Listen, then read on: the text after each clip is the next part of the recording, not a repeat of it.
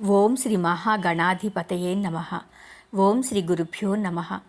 ఓం నమఃశివాయ.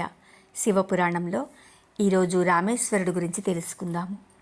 గురుదేవా, రామేశ్వరంలో 2 శివలింగాలు ఉన్నాయి కదా, మరి వాటి వృత్తాంతం ఏమిటో వివరించండి అన్నాడు కృష్ణశర్మ. చెప్పటం ప్రారంభించాడు రత్నాకరుడు.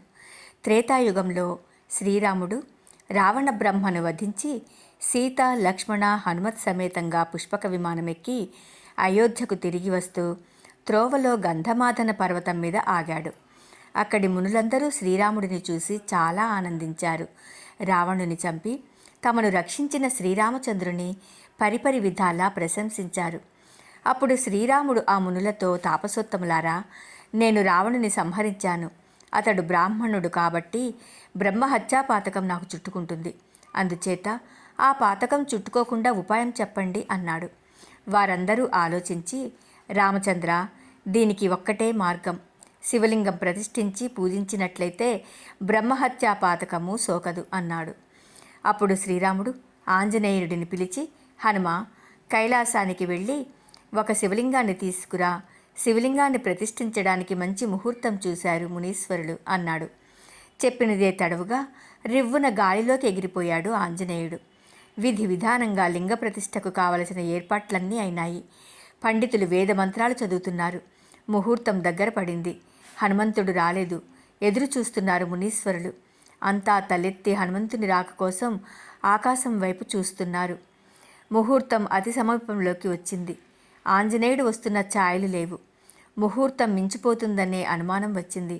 ఏం చెయ్యాలో పాలుపోవడం లేదు. ఇంతలో మునీశ్వరులకు మెరుపులాంటి ఆలోచన వచ్చింది.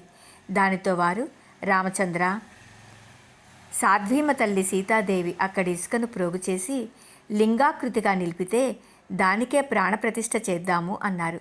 సరే అన్నాడు రాముడు. సీత ఇసుకను లింగాకృతిలో ఏర్పాటు చేసింది. దానికి ప్రాణప్రతిష్ఠ చేశారు మునీశ్వరులు. ఇంతలో హనుమ వచ్చాడు. శివలింగ ప్రతిష్ఠ అయిపోయింది. తాను సమయానికి రాలేకపోయాడు. శ్రీరాముని ఆజ్ఞను పాటించలేకపోయాడు.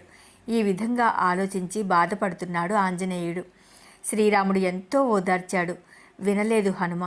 చివరకు రాముడు, హనుమ, ప్రాణప్రతిష్ఠ చేసిన ఇసుక లింగాన్ని పీకెయ్యి. నువ్వు తెచ్చిన లింగాన్నే ప్రతిష్ఠిద్దాము అన్నాడు. హనుమ చాలా రకాలుగా ప్రయత్నించినా లింగంలోని ఇసుక రేణువు కూడా కదలలేదు. అప్పుడు శ్రీరాముడు, హనుమ, చూశావు కదా, ముహూర్త బలం అంటే అది. నేను ప్రతిష్ఠించిన లింగము రామేశ్వర లింగం అని పిలువబడుతుంది. నువ్వు తెచ్చిన లింగాన్ని కూడా అక్కడే ప్రతిష్ఠించు.